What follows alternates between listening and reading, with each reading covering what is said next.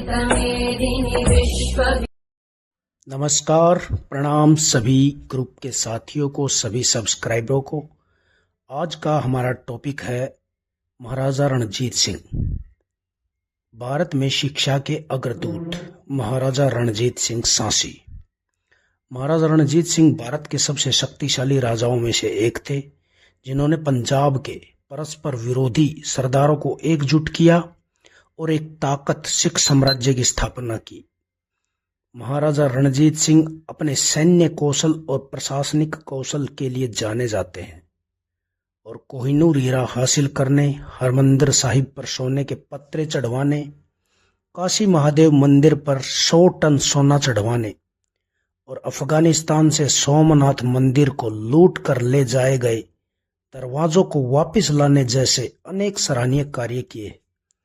लेकिन महाराजा ने जो सामाजिक सुधार और शिक्षा के क्षेत्र में जो कार्य किए, उन पर लोगों का कम ही ध्यान गया है। उनको दुनिया से छुपाने की कोशिश की गई। महाराजा भले ही बचपन से उन पर पारिवारिक और शासन की जिम्मेदारियां पड़ने के कारण खुद को ज्यादा पढ़ा लिखा नहीं सके, लेकिन अपनी प्रजा के जीवन को सुधारने के लिए शिक्षा प्रचार के मसीहा बन गए। महाराजा को इसके लिए जमीनी स्तर से शिक्षा व्यवस्था शुरू करनी थी। ये कार्य इतना आसान नहीं था। महाराजा ने जो साम्राज्य बनाया था, अध्ययन की परंपरा का अभाव था और शिक्षा सिर्फ शाही परिवारों और धनवान लोगों तक ही सीमित थी। मियां वड्डे दा मदरसा, जो लाहौर में मुस्लिम धार्मिक नेता वड्डे मियां ने सिख शासन से पहले बनवाया था, उसमें सिर्फ शाही और अमीर परिवारों के बच्चे ही पढ़ते थे। और अंग्रेज विद्वान और यात्री थे एक गोटलियब विल्हेम लिटनर। उसने अपनी किताब इंटेलिजुएस एजुकेशन इन पंजाब 1882 में लिखी थी। इसमें बताया गया कि पंजाब ने शिक्षा और स्कूल संस्थानों को खोलने में कभी महाराजा ने पैसे की कोई कमी नहीं दिखाई थी। और उस समय में अनैतिक चरित्र वाले सरदार, लालची महाजन, यहां तक कि लुटेरे तथा छोटे मोटे जमींदार भी पढ़ना लिखना जानते थे। महाराजा के दौर में कोई ऐसी मस्जिद, मंदिर या धर्मशाला नहीं थी जिसमें स्कूल ना हो। ये सोचने वाली बात है। और इन शिक्षण संस्थानों के लिए अनुदान शाही परिवारों और महाराजा के खजाने से ही आता था। सिख शासन से पहले महाराजा रणजीत सिंह ने पंजाब में मुगलों का शासन था। सिख शासन से पहले मुगलों का शासन था, जिसमें ज्यादातर मदरसे ही थे, उन्हीं में छात्र पढ़ते थे।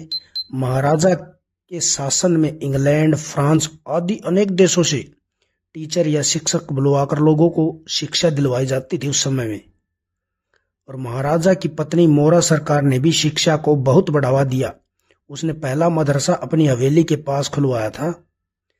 हालांकि अब उनकी हवेली नहीं रही थी। लाहौर के पापड़ मंडी क्षेत्र में आज भी लड़कियों की स्कूल सेवाएं दे रहे हैं। महाराजा ने पारंपरिक गुरुकुल और गुरुमुखी स्कूल भी खोले थे, जहां गुरुमुखी भाषा और संस्कृत सिखाई जाती थी। इसके अलावा व्यापार को बढ़ावा देने के लिए बिजनेस स्कूल भी खोले गए, जहां बाजार, व्यापार और अर्थ विज्ञान की शिक्षा दी जाती थी।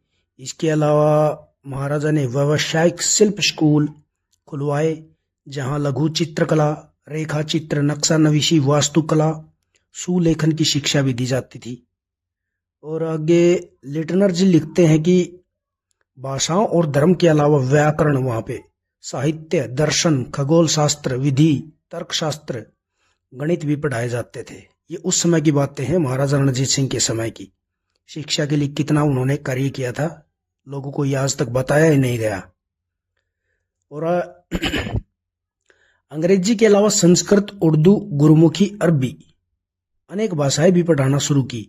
लेकिन महाराजा के साम्राज्य में सिर्फ हिंदुओं और मुसलमानों की धार्मिक शिक्षा देने की स्वतंत्रता थी। ये बात नोट करने वाली है। अंग्रेजों और अंग्रेजी शिक्षा से महाराजा रणजीत सिंह काफी चिढ़ते थे। उन्होंने अपने राज्य में ईसाई धर्म की शिक्षा किसी भी हाल में देने की आजादी नहीं की थी। यानी उनके राज्य में ईसाई मिशनरियों की और ईसाई धर्म की शिक्षा देना बिल्कुल भी अलाउड नहीं था। इस राज्य में शिक्षा को इतना बढ़ावा देने के कारण लोगों में भी शिक्षा के प्रति रुचि पैदा हो गई। The Hindu Lahore district report जो 1866 में थी, जिसमें 4225 छात्र पढ़ते थे, उस रिपोर्ट के अनुसार, और पूरे पंजाब और महाराजा के साम्राज्य में कम से कम 3,03,000 छात्र थे जो विभिन्न स्कूलों और शिक्षा संस्थानों में पढ़ते थे, जिनमें उच्च शिक्षाओं में साहित्य, कानून, तर्कशास्त्र, दर्शन शास्त्र, आयुर्विज्ञान, गणित शामिल थे। सिर्फ लाहौर राजधानी में ही सिर्फ लड़कियों के लिए 18 स्कूल खोले गए थे महाराजा रणजीत सिंह के समय में। शिक्षा को बढ़ावा देने के लिए महाराजा ने एक अनूठी प्रणाली शुरू की थी। क्या थी वो प्रणाली? जिसका नाम था कायदा नूर। इस प्रणाली के माध्यम से ग्रामीण इलाकों में शिक्षा के प्रचार पर जोर दिया गया।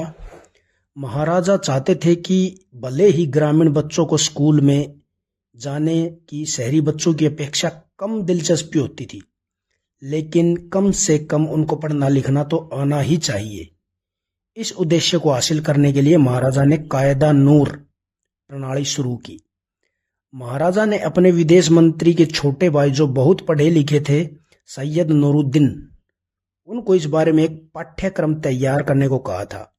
नूरुद्दीन ने नूर का अर्थ होता है यानी रोशनी, नूर नामक कायदा तैयार किया था, जिसे पढ़कर गुरुमुखी, शाहमुखी, संस्कृत, सिंधी, फारसी जैसी प्रमुख भाषाओं में लोगों को बुनियादी शब्द समझने और लिखने में मदद मिली। इस कायदे में रोजमर्रा जिंदगी के लिए जरूरी गणित संबंधी एक कोर्स भी था, और इस कायदे की करीब 5000 प्रतियां तैयार की गई थी, जिन्हें पंजाब में गांव के नंबरदारों यानी मुखियाओं में बांटी गई। प्रत्येक मुखिया से कहा गया कि वह 3 महीने कायदा नूर पढ़कर समझाकर 5 प्रतियां गांव में 5 लोगों को बांटे। और महाराजा ने उनको यह भी निर्देश दिया था कि वह महाराजा को पत्र लिखकर बताएंगे कि उसने पढ़ना लिखना सीख लिया है या नहीं। और 3 महीने में उसने 5 लोगों को समझाकर बांट दी, यानी उसको खुद पढ़कर समझकर आगे फिर 5 लोगों को बांटनी थी।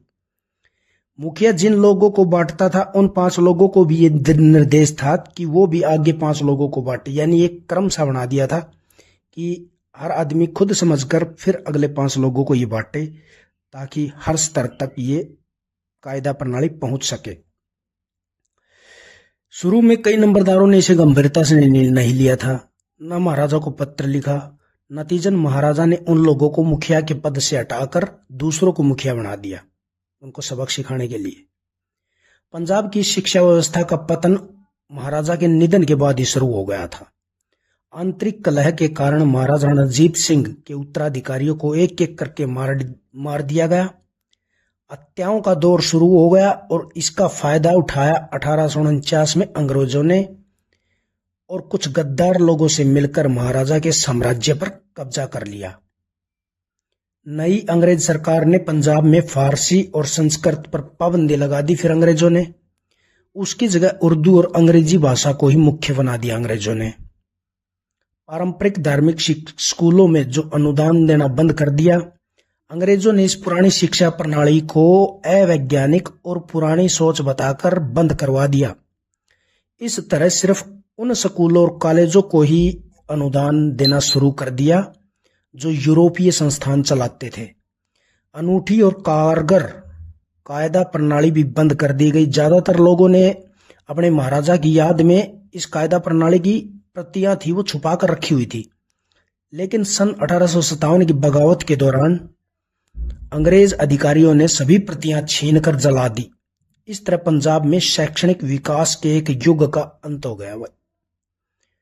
और बाद में अंग्रेजों ने अपने हिसाब से शिक्षा प्रणाली बनाकर ऐसे लोगों को तैयार किया जो मानसिक रूप से अंग्रेजों के गुलाम बनकर रह सके। यानी पंजाब में ऐसी शिक्षा को बढ़ावा देना शुरू किया जिसे पढ़कर लोग अंग्रेजों के गुलाम बनते रहे और अपनी ही प्राचीन शिक्षा प्रणाली से नफरत करने लग जाए, जिसका उदाहरण आज भी देखने को मिल जाता है। बहुत सारे लोग अंग्रेजों की शिक्षा का बहुत गुणगान करते हैं और अपनी ही खुद की शिक्षा को गलत और बेकार बताने की कोशिश करते हैं। इस महान योद्धा महाराजा रणजीत सिंह का शिक्षा के लिए किया गया योगदान कभी भुलाने योग्य नहीं है। प्रत्येक देशवासी को यह समझना चाहिए। हम उस दौर के भारत में शिक्षा के जनक की उपाधि अगर महाराजा रणजीत सिंह को देते हैं तो ये कोई अतिशयोक्ति नहीं होगी। शिक्षा के अग्रदूत महाराजा रणजीत सिंह को सभी को सत सत नमन करना चाहिए, जो उन्होंने अंग्रेजों से पहले ही भारत में इस प्रकार शिक्षा को बढ़ावा देने की एक नायाब मुहिम चलाई जिसे आजकल दुनिया जानती ही नहीं। तो शिक्षा के इस अग्रदूत के प्रति आपके क्या विचार हैं, जरूर बताएं और ये वीडियो ज़्यादा से ज़्यादा लोगों तक पहुंचाएं ताकि सबको पता लगे कि शेरे पंजाब शेरे हिंद महाराजा रणजीत सिंह सासी ने शिक्षा के लिए क्या योगदान दिया। बहुत बहुत नमस्कार, सभी को प्रणाम।